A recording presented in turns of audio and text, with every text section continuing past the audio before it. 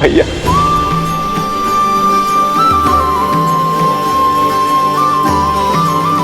क्षमा कर दीजिए भैया। लक्ष्मण, उठो।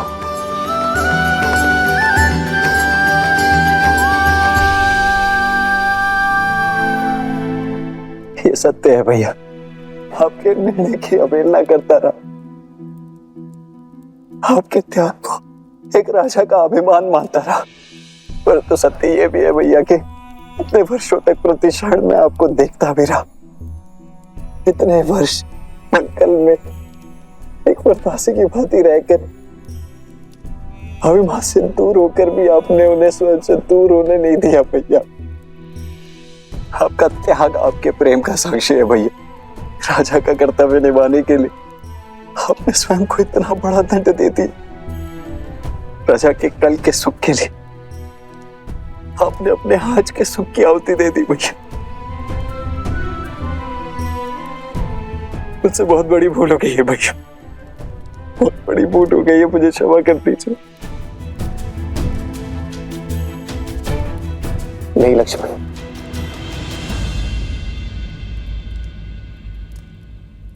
जितना दुख मुझे सीता के बिछड़ने का था, उतना ही दुख मेरे लक्ष्मण को स्वयं मुझसे दूर जाते देखने का था। किंतु दुख के साथ साथ एक विश्वास भी था कि मेरा भाई एक दिन मेरे निर्णय को अवश्य समझेगा। वो एक दिन मुझे क्षमा अवश्य करेगा, एक दिन मेरे पास लौटकर अवश्य आएगा। और मेरा विश्वास करो लक्ष्मण, सीता भी सम्मान सहित अयोध्या लौटकर अवश्य आएगी।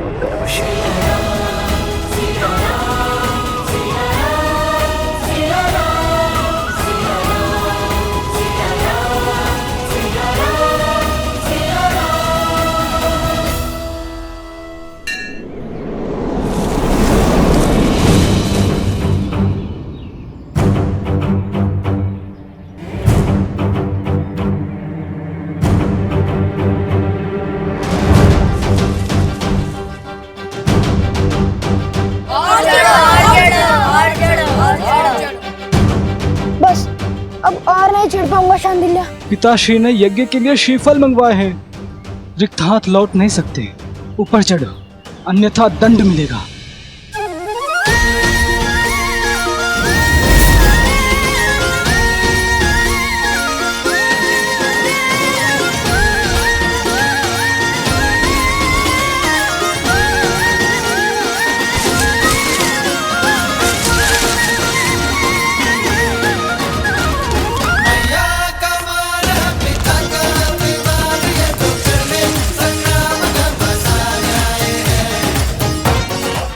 कुमुदनी, कहाँ चले गए ये दोनों?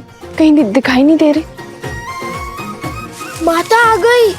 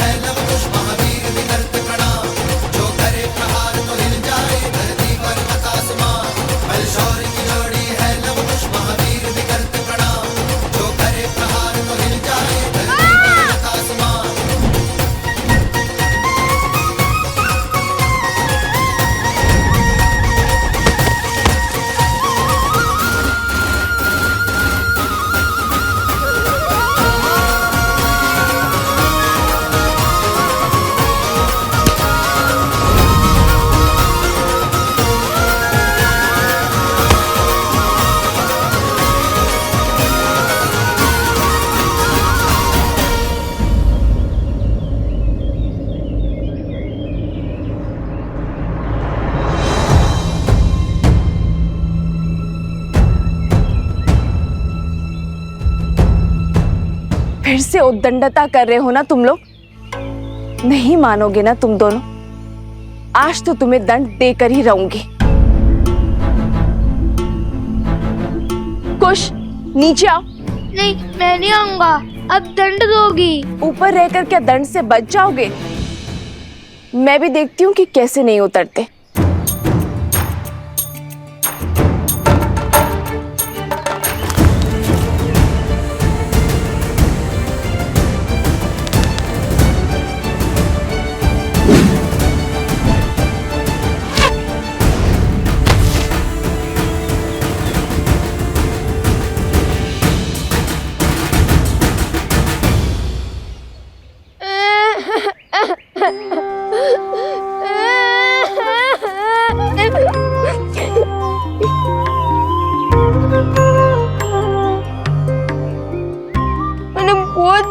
हो भैया को कि मुझे ऊपर मत भेजो, माता क्रोधित होंगी। फिर उन्होंने मेरी एक ना सुनी। बड़े भैया का आग्रह था, वरना मैं और इतना बड़ा दुस्साहस। रोना बाद में, पहले दंड लो। जब डांटने का उद्देश्य पूरा हो गया, मैंने रो भी लिया। फिर क्यों डांटना? जो नहीं रो रहे हैं उन्हें डांटिए ना। बहुत वचाल हो गए हो तुम दोनों। आज संध्या का भोजन तुम दोनों को नहीं मिलेगा। जाओ, यज्ञ में भूखे बैठे रहो।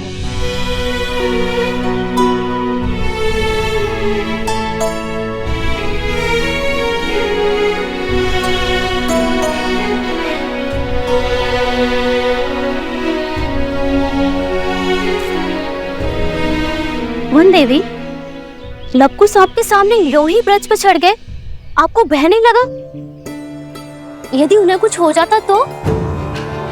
माता की सबसे बड़ी पूंजी होती है संतान, और जब माता को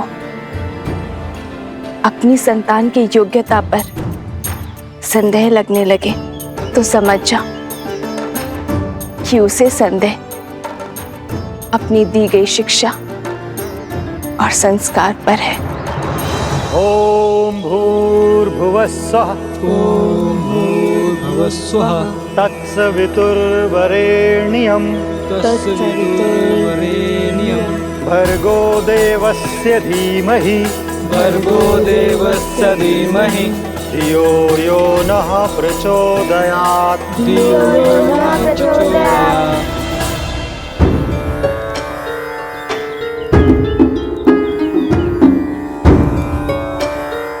लव, कुश, तड़ासन में खड़े होकर वेद पाठ करो। यही दंड है तुम्हारा। जी गुरुदेव।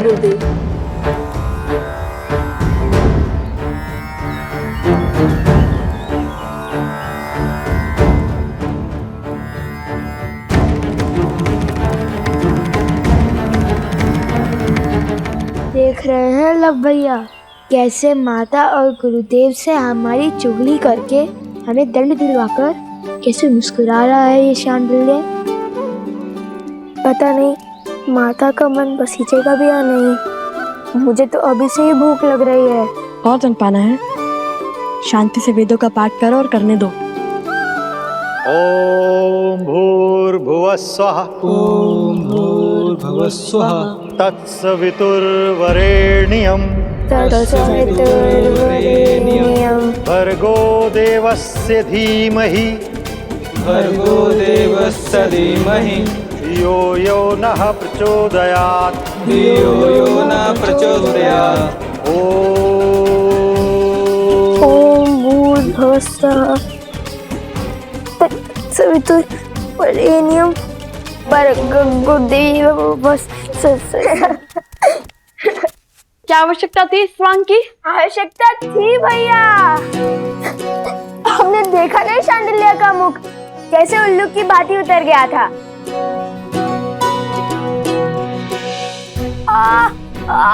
मेरा पैर। अरे अब क्या हुआ? बहुत पीड़ा हो रही है। क्या हुआ?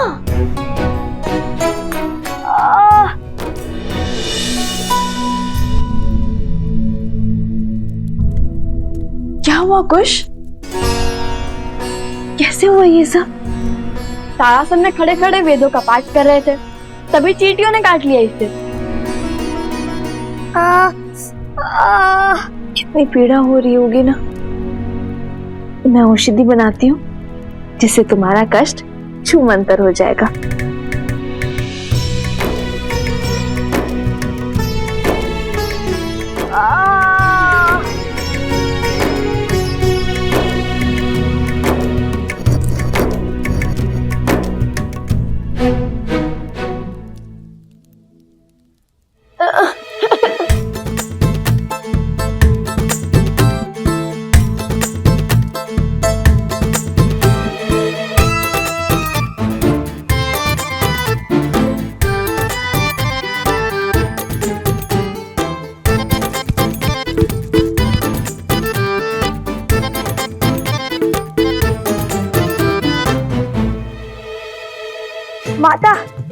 रहने दीजिए ना, इतनी भी पीड़ा नहीं हो रही माता। तनिक सी चींटियों के काटने से वीरों को कहाँ कुछ होता है। औषधि रहने दीजिए माता, और भोजन खिला दीजिए, बहुत भूख लगी है। दंड में दया नहीं होती, और जब ऋषि हरित ने अपने पुत्र शांडिल्य को नारी लेने के लिए भेजा था तो तुम दोनों वृक्ष पर क्यों चढ़े? आज तुम दोनों को अन्न का एक दाना भी नहीं मिलेगा। मुझे लगा आप भूल गई होंगी। अब रोना शुरू मत करना। बताओ लव, तुम दोनों वृक्ष पर क्यों चढ़े?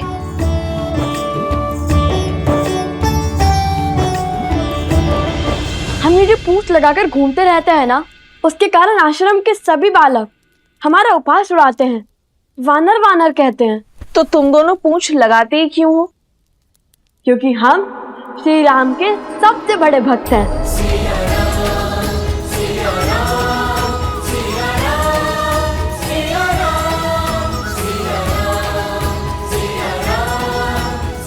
हनुमान जी से भी बड़े भक्त हैं। इसलिए पूंछ तो लगानी ही पड़ती है ना। तो इसका शांडिल्य से लड़ाई का क्या संबंध है? और तुमने उसके कार्य में बाधा क्यों डाली? माता, भ्राता शांडिल्य बड़े ध्रुत हैं, सदा हमें छेड़ते रहते हैं। उन्होंने हमें चुनौती दी थी कि यदि हम श्री राम के सबसे बड़े भक्त हैं तो उन्हें उड़कर दिखाएं। और पता है सोमकरण ने क्या कहा? हनुमान जी के पिता तो स्वयं पवन देव हैं। तुम्हारे पिता कौन है बताओ?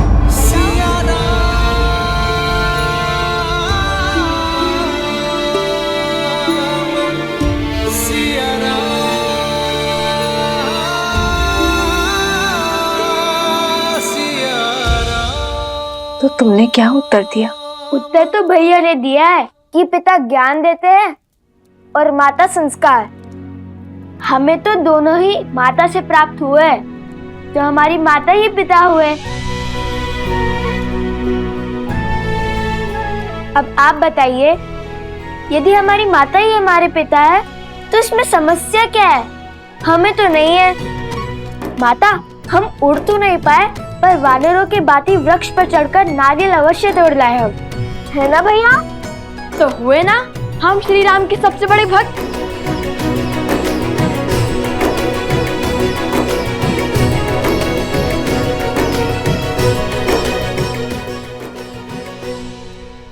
नहीं, तुमने केवल वीर हनुमान की नकल की है।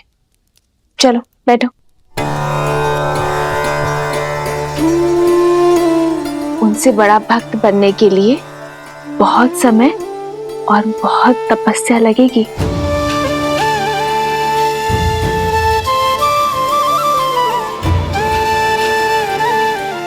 चलो भोजन करते हैं।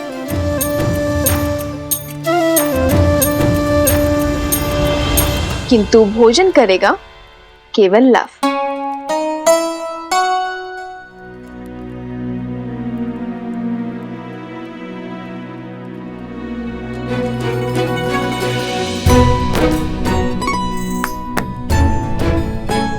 किंतु तुम्हारे दंड का क्या? तुम भोजन नहीं खा सकते। मैंने तो सिर्फ मुंह ही खोला था, किंतु ग्रास तो माता ने खिलाया है। दंड में मुंह खोलना अपराध थोड़ी ना है ना? है ना? है ना? है ना? मैंने क्षमा किया तुम दोनों को।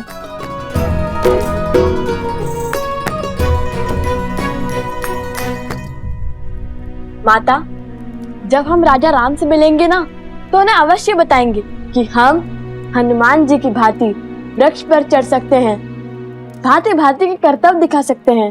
फिर उन्हें विश्वास हो जाएगा कि हम उनके सबसे बड़े भक्त हैं।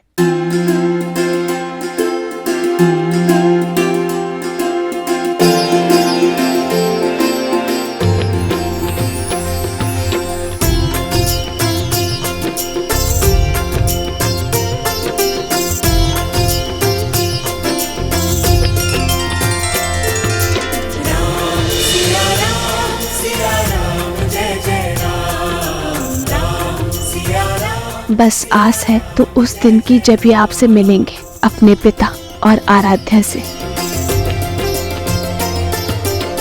राजकुमार शत्रुघ्न की, राजकुमार शत्रुघ्न की, राजकुमार शत्रुघ्न की, राजकुमार शत्रुघ्न की, राजकुमार शत्रुघ्न की, राजकुमार शत्रुघ्न की, राजकुमार शत्रुघ्न की, राजकुमार शत्रुघ्न की, राजकुमार शत्रुघ्न की।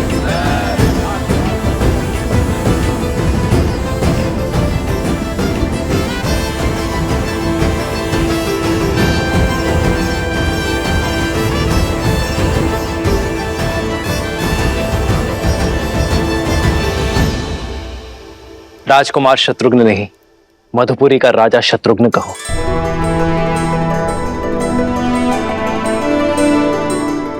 मधुपुरी राज शत्रुघ्न की। शत्रुघ्न, तुमने लवनासुर का वध कर असुरी सोच के प्रसार पर विराम लगाया है। वो सोच जो ऋषियों को अपमानित कर, निर्दोषों को दंडित कर, घरों और मंदिरों को अशुद्ध कर संतुष्टि पाते हैं। बीते 12 वर्षों में आप चारों भाइयों ने समस्त आर्य भूमि में प्रशंसा और सम्मान अर्जित किया है। अब समय आ गया है कि रघुवंश का सूर्य ध्वज पूरी सृष्टि में लहराए, जिसे देख हर असुर और आसुरी सोच भयभीत हो जाए। और इस सपने को पूरा करने के लिए हमें रासु यज्ञ करवाना चाहिए भैया।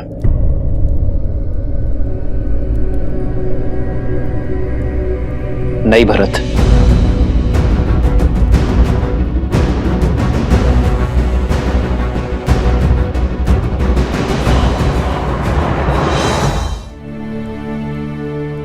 राजसूय यज्ञ अर्थात हर राज्य का राजा बन जाना, हर राज्य का राजा हमारे आगे नतमस्तक हो, बल से हमारी सत्ता स्वीकार करे, किंतु ये मुझे स्वीकार नहीं है भरत।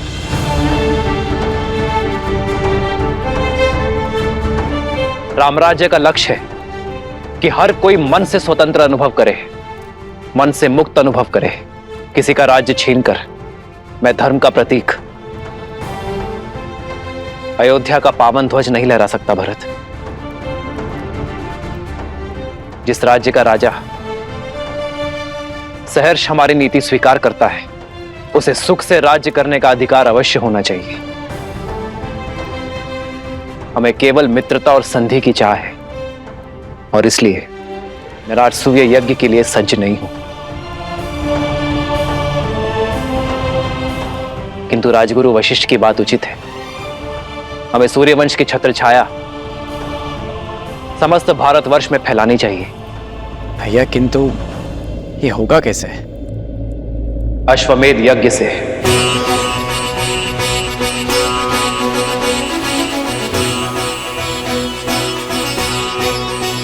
महाराज के कहने का तात्पर्य कि जो भी राज्य हमारे यज्ञ के अश्व का श्रद्धा पूर्वक स्वागत करेगा, उस राज्य में धर्म की अर्थात राम राज्य की स्थापना होगी। वो राज्य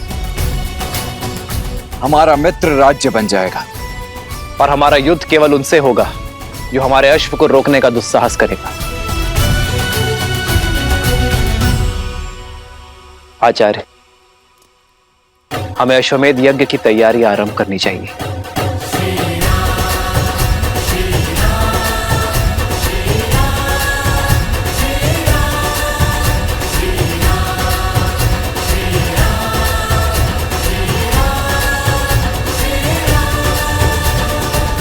महाराज के कहने का तात्पर्य कि जो भी राज्य हमारे यज्ञ के अश्व का श्रद्धा पूर्वक स्वागत करेगा,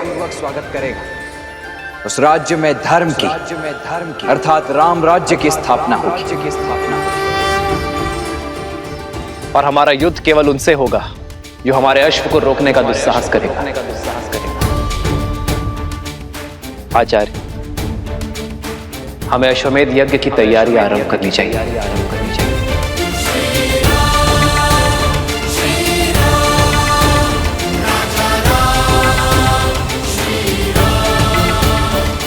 चंद्रबाहु, बानासुर, राम अश्वमेध यज्ञ कर रहा है। अश्वमेध यज्ञ अपने राम राज्य का प्रचार कर रहा है, किंतु मैं ऐसा नहीं होने दूंगा। इसलिए चंद्रबाहु मेरे पुत्र, ऐसी युक्ति लगाओ कि राम का ध्यान भटक जाए, वो ये यज्ञ संपन्न न कर सके, और तब तक मैं बानासुर के साथ सीता को अयोध्या लाने का षड्यंत्र रचता हूं। स्मरण रहे, हारे हुए सन्यासी के लिए समाज में न तो क्षमा है और न ही स्थान। सन्यास लेकर सिया राम ने मुझे हराया था। अब मैं सन्यास की वही डाल उनसे छीन कर उन्हें मार दूंगा। उनकी गरिमा, उनका सम्मान जला दूंगा। मैं ये अश्वमेध यज्ञ कभी नहीं होने दूंगा, कभी नहीं। सिया राम!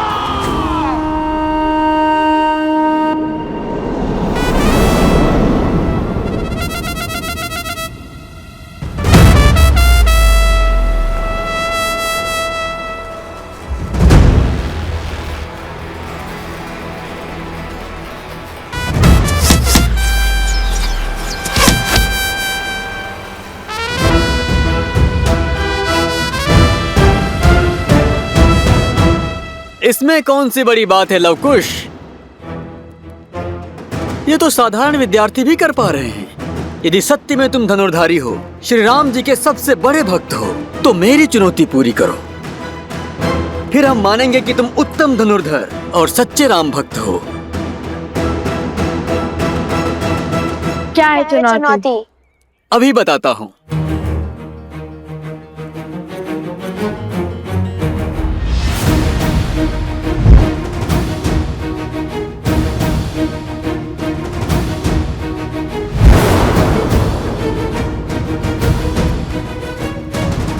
तुम्हें इन मटकों को भेदना है।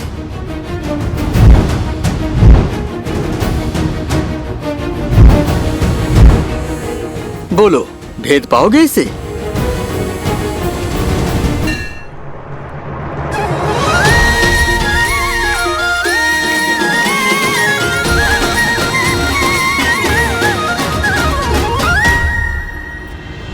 इतनी सरल चुनौती, लगता है द्वेष की अग्नि धीमी पड़ने लगी है।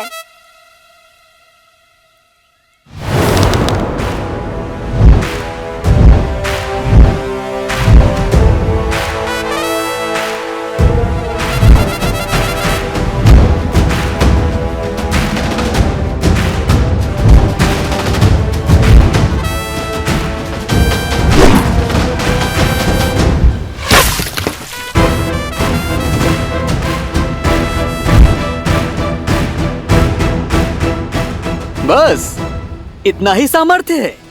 बंधु, तुम बहुत अधीर हो, पूरी बात नहीं सुनते। चुनौती एक प्रहार से 3 मटकों को फोड़ने की है।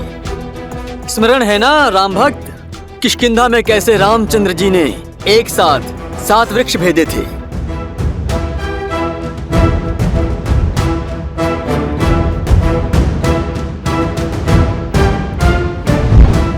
तुम भी अधीर हो, शीघ्र प्रसन्न हो जाते हो भ्राता शांडिल्य। ये चुनौती हम पूर्ण तो करके ही रहेंगे।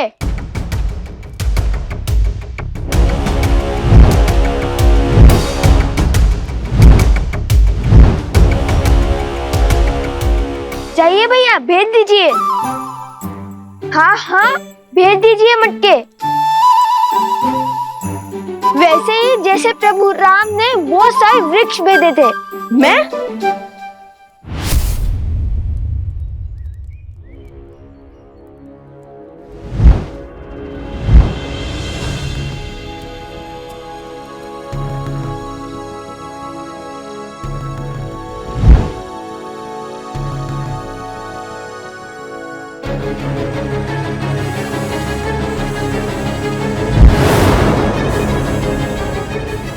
रुको रुको, वहां से नहीं, तीनों मटकों को यहाँ से भेजना है। यहाँ से, जहाँ पे मैं खड़ा हूँ, बाण यहाँ से चलाना है।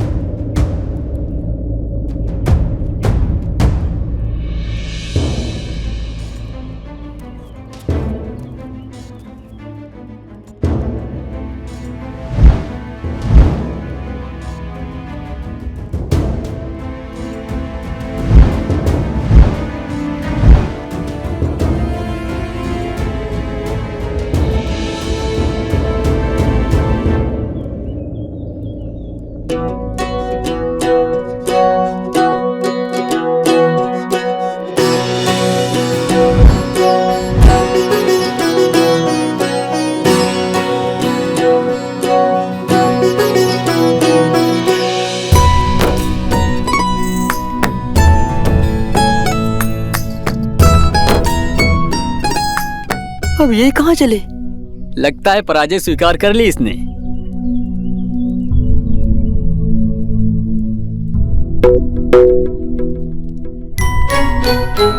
ओह, समझ गया।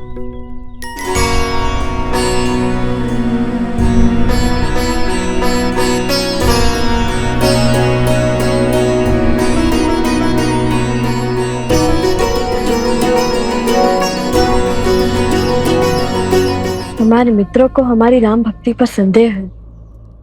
जिस राम नाम से पत्थर भी जल पर तैर जाए, उसी राम नाम ने हमें दिशा दिखाई है।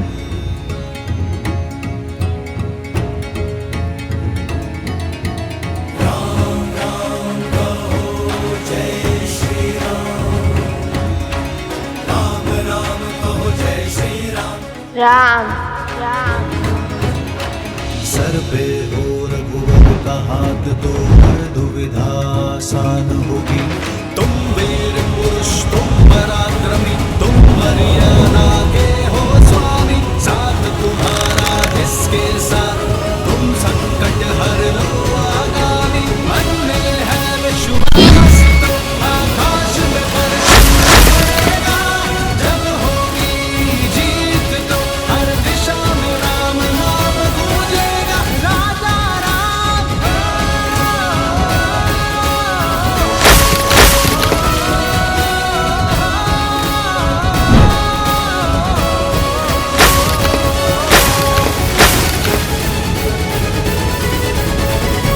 हे प्रभु,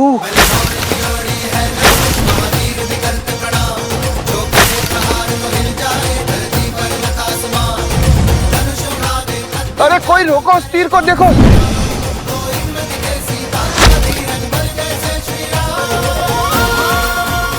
ये क्या हुआ भ्राता?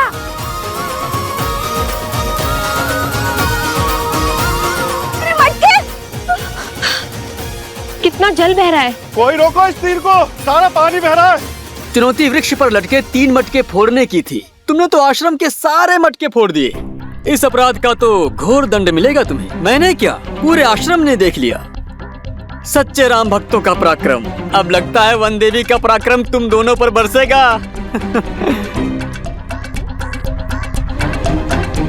लव कुश, लो, आ गई तुम्हारी माता। अब आनंद आएगा।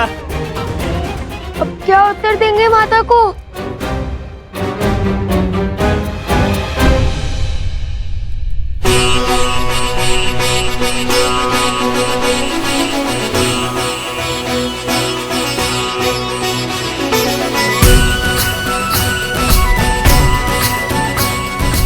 अश्वमेध यज्ञ के विधान के अनुसार ये वेदी 4 अंगुल और ऊंची होनी चाहिए। कुंड तक 21 सीढ़ियां होंगी, सभी 7-7 अंगुल की।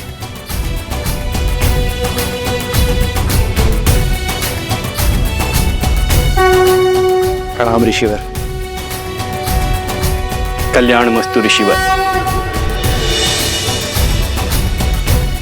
आप सबका कोटि कोटि धन्यवाद ऋषिवर। इस यज्ञ की सज्जा के लिए पधार कर आपने अयोध्या पर बहुत बड़ा उपकार किया है। यह यज्ञ कोसल राष्ट्र के लिए अत्यंत महत्वपूर्ण है। मुझे विश्वास है ऋषिवर कि आपके सामर्थ्यशील मार्गदर्शन में इस यज्ञ में कोई त्रुटि नहीं होगी। प्रत्येक कार्य विधिवत होगा। ये हमारा सौभाग्य है श्री राम, हर ओर राम राज्य का ध्वज लहराए। धर्म केवल कौशल में न रहकर सारे आर्यव्रत में विस्तार करे। इससे शुभ और कुछ नहीं हो सकता। और ये हमारी सेवा नहीं, पावन तपस्या है। इसमें भाग लेना ही स्वयं में एक तीर्थ है। मानचित्र राजन, ये यज्ञ वेदी का मानचित्र है। इसमें हर वेदी पर भगवान विष्णु के चरण चिन्ह बनाए जाएंगे।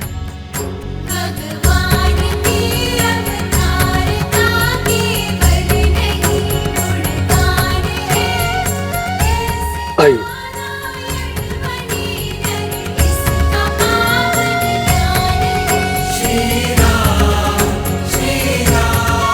और यहाँ विराजमान होंगे यजमान अर्थात आप, और वहां आपके वामंग में महारानी का स्थान होगा।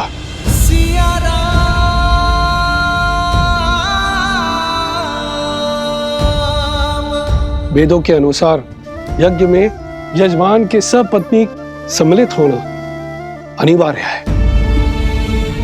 बिना युगल आहुति के न यज्ञ पूर्ण होता है और ना ही उसका फल मिलता है।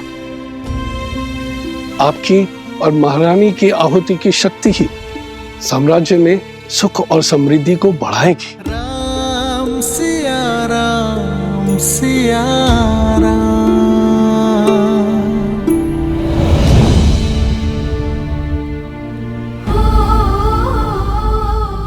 देख रही हो वनदेवी, उत्पात चरण पर है।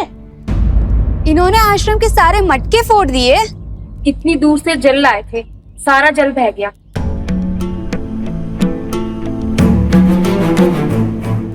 लवकुश, ये कैसी उद्दंडता है?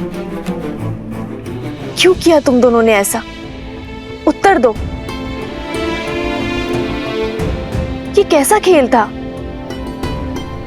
जो भी हुआ उसका उत्तरदायित्व हमारा है, परंतु ये कोई खेल नहीं था, चुनौती थी।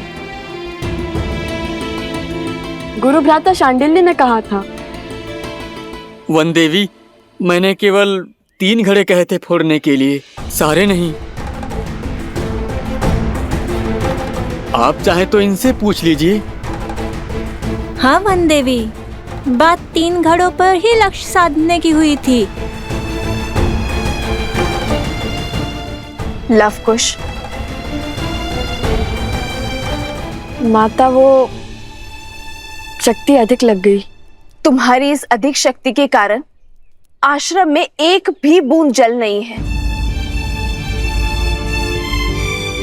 अब तुम दोनों का यही दंड है कि तुम दोनों पूरी रात्रि जागकर आश्रम के परिवार वालों के लिए नदी से जल भरकर लाओगे।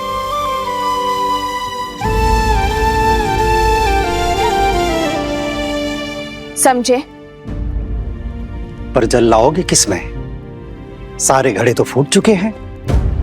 अब पहले तुम्हें कुम्हार के पास जाना होगा और नए घड़े लेने होंगे।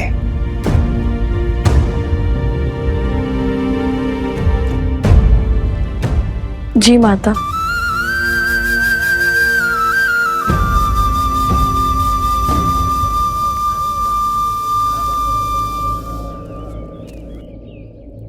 आप चिंतित ना हो देवी। कुछ व्यक्तियों की दृष्टि में यह उद्दंडता है, पर सीधा देखा जाए तो श्री राम नाम की महत्ता की गूंज छुपी है इसमें। इस परीक्षा ने यह सिद्ध कर दिया कि राम नाम की शक्ति में इनका विश्वास कितना दृढ़ है। राम सिया राम जय जय राम। राम सिया राम जय जय राम।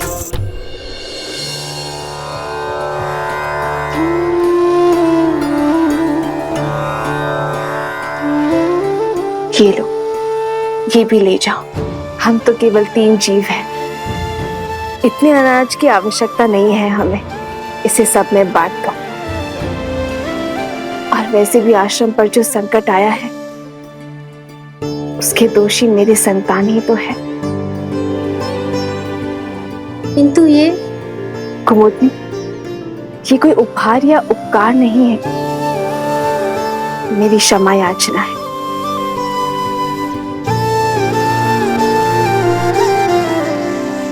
दोष तो शांडिल्य का भी था ना, उसने ही उकसाया दोनों लवकुश को, और फिर बड़े होने के नाते उसका उत्तरदायित्व भी तो अधिक है।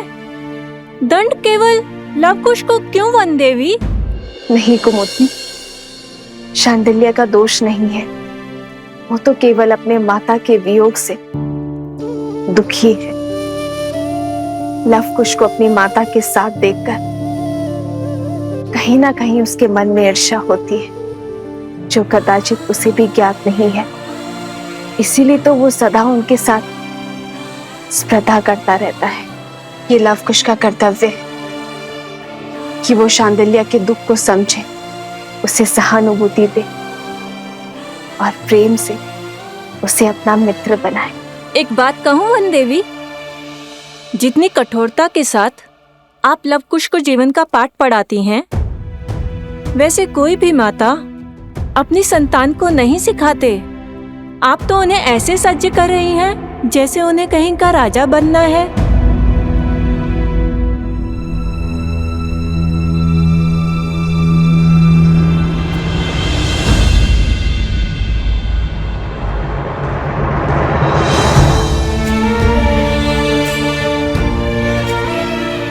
अब इसे मैं कैसे समझाऊं आर्य कि एक रानी केवल प्रेम रूपी माता नहीं बन सकती। मेरे कंधों पर अपने पुत्रों को पिता के समरूप बनाने का भार भी तो है ना आर्य, ताकि कल को वो पूरी निष्ठा के साथ अयोध्या के सिंहासन और प्रजा के मन पर राज कर सके।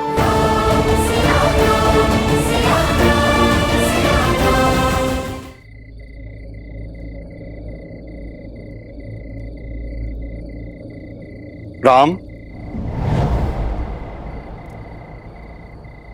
आचार्य,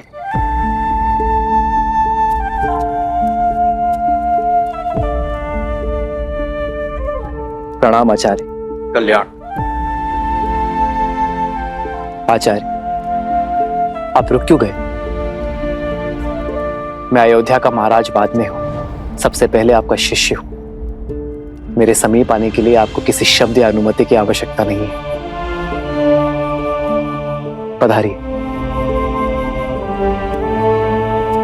कहिए आचार्य, क्या आदेश? आपके आने का मंतव्य क्या है?